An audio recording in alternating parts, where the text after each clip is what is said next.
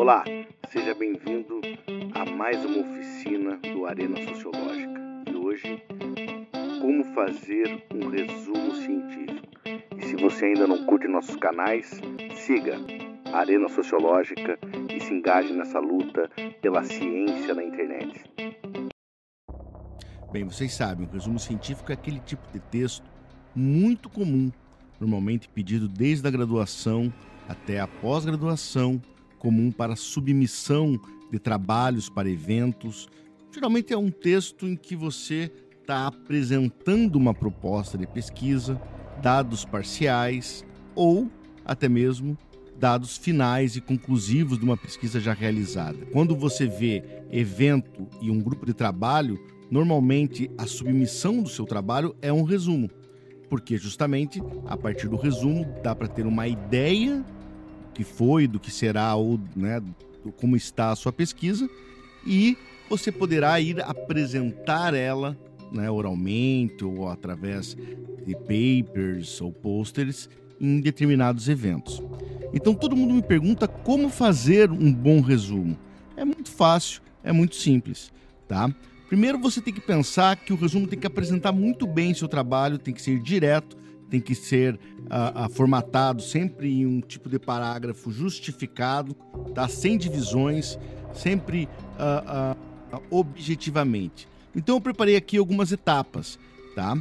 Então o primeiro ponto da estrutura é, você tem que ter uma abertura, que você vai fazer uma contextualização inicial.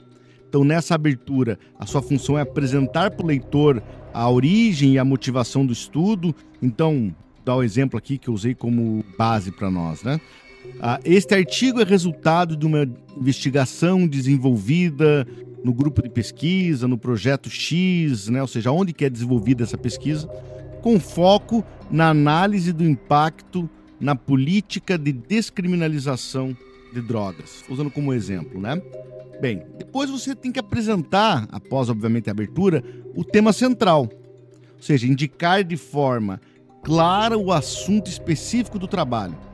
Por exemplo, o tema central é a relação entre políticas de segurança pública e a construção de estereótipos na periferia urbana. Na sequência, apresentado já o tema, você apresenta a problematização. E cuidado! Problematização é diferente da pergunta. A problematização é uma forma de você aproximar, digamos assim, explicitar mais, ao mesmo tempo você delimitar o seu objeto.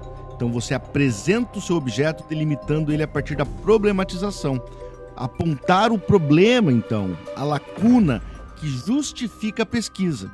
Destacar a relevância e a questão que não foi adequadamente respondida ou, de fato, o efeito social de determinado fenômeno. Por exemplo, embora existam vários estudos sobre criminalidade e políticas de segurança pública, poucos abordam especificamente a relação entre o aumento de operações repressivas e a estigmatização de territórios marginalizados. Aqui, na sequência, você poderia colocar ainda como uma forma de delimitação.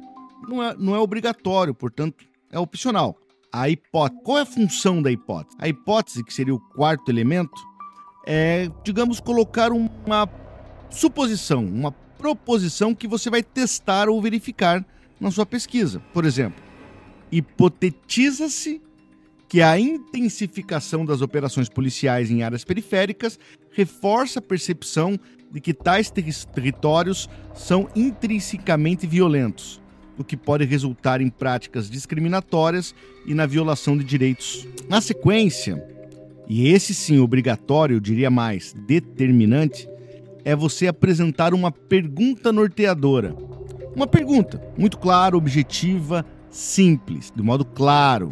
Qual é a questão principal que guiará a pesquisa? Um exemplo seria: como as operações policiais em áreas periféricas influenciam o aumento do estigma social associado a esses espaços. Na sequência, no número 6, você deve apresentar o objetivo geral da sua pesquisa. Essa função é para declarar a finalidade principal, por isso, sempre com verbo no infinitivo. Analisar o papel das políticas públicas de segurança na consolidação de estigmas contra comunidades periféricas. Um objetivo fácil, claro, bem evidente, sempre começando com o verbo no infinitivo. Na sequência, você pode apresentar, isso obviamente na textualidade não precisa estar destacado em tópicos, né? Obviamente não deve estar, né? Num resumo deve estar dentro de um parágrafo. E você pode optar por estilos de escrita, mas na sequência é bom já colocar também objetivos específicos, do qual você vai detalhar metas operacionais para atingir o objetivo geral. Pense sempre os objetivos específicos como partes integrantes da pesquisa, do texto, das etapas que você utilizou. Portanto, deve estar associado, em certa medida, aos outros elementos, sobretudo, não só ao objetivo geral, como uma decomposição dele. Para você alcançar o objetivo geral, você terá que cumprir tais etapas, que são os objetivos específicos.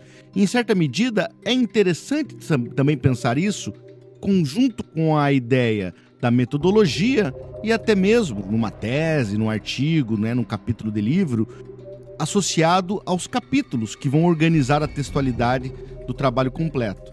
Então, um exemplo aqui do ponto 7, objetivos específicos, está investigar as percepções de moradores sobre a abordagem policial em áreas periféricas. Então, primeiro, objetivo específico. Segundo objetivo específico, comparar índices de policiamento ostensivo entre regiões centrais e periféricas. Objetivo específico 3, analisar a presença de discursos midiáticos que reforçam a associação entre periferia e a criminalidade. Na sequência, crucial, muito importante, que deve ser feita de forma muito clara também, muito pragmática, muito processual, com uma explicação de como você vai realizar os objetivos, ou seja, como você vai cumprir aquilo que você está tratando como objetivo da sua pesquisa, de forma simples, não de forma teórica. As pessoas normalmente utilizam, né, descrições, se trata de uma pesquisa indutiva, dedutiva. Isso pode ter, não tem problema, mas isso por si só é vazio.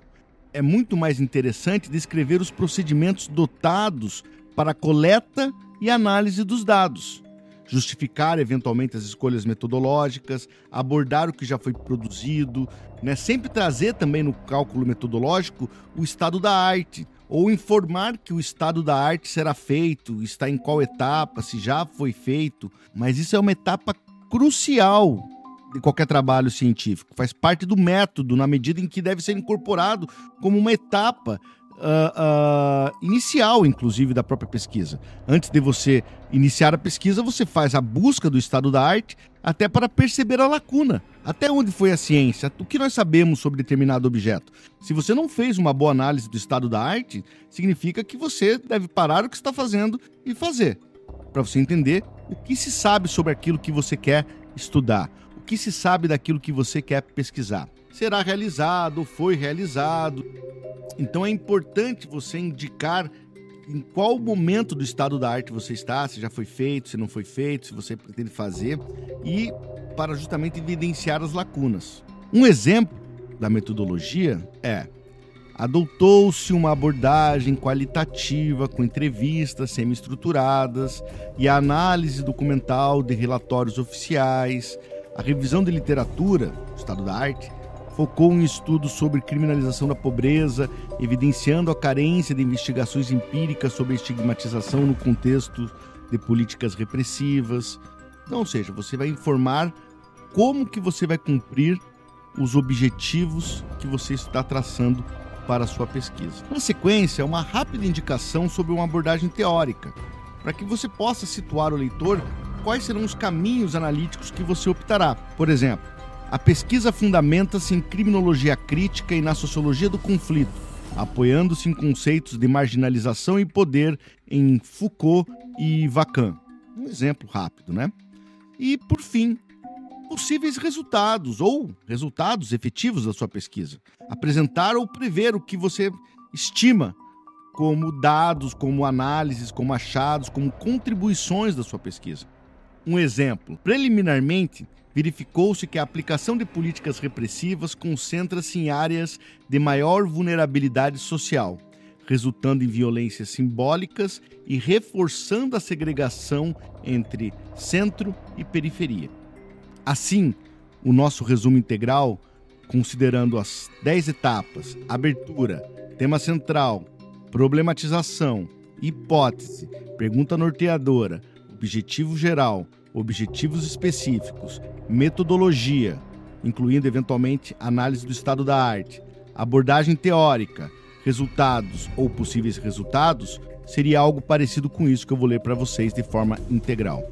Este artigo é resultado de uma investigação conduzida junto ao Laboratório de Sociologia do Direito da Universidade Católica de Pelotas, buscando compreender como as políticas de segurança pública impactam a percepção social sobre moradores de regiões periféricas. O foco principal cai sobre a análise da relação entre as operações policiais ostensivas e a construção de estigmas vinculados a esses territórios. Observa-se uma lacuna na literatura acerca dos efeitos sociológicos provocados por políticas de repressão ao tráfico de drogas em áreas vulneráveis, especialmente no que se refere ao reforço de preconceitos e discriminação contra grupos marginalizados. Hipotetiza-se que a intensificação das operações policiais em áreas periféricas reforça a percepção de que tais territórios são inerentemente violentos, contribuindo para práticas discriminatórias